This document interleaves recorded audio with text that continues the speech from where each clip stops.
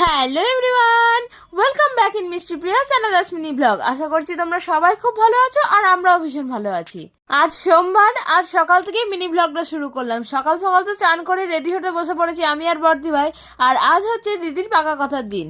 এদিকে তো সকাল সকাল টেবিল চেয়ার চলে আসে, যেগুলো মামারা সাজিয়ে নিচ্ছিল, আর অন্যদিকে সবাই মিলে রেডি হচ্ছিল।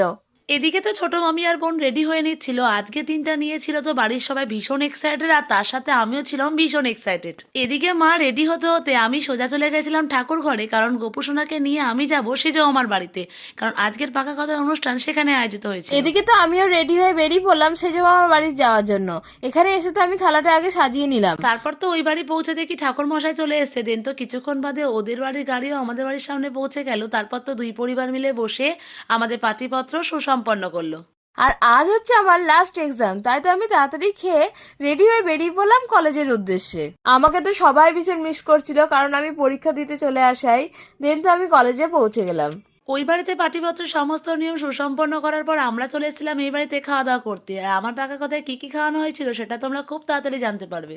পরীক্ষা শেষে আমি বাড়ির উদ্দেশ্যে রওনা দিলাম, আর আমার পরীক্ষা শেষ হতে 4:30 হয়ে গেছিল, তাই জন্য আমার বাড়ি ফিরতে প্রায় সন্ধ্যা হয়ে এসেছিল।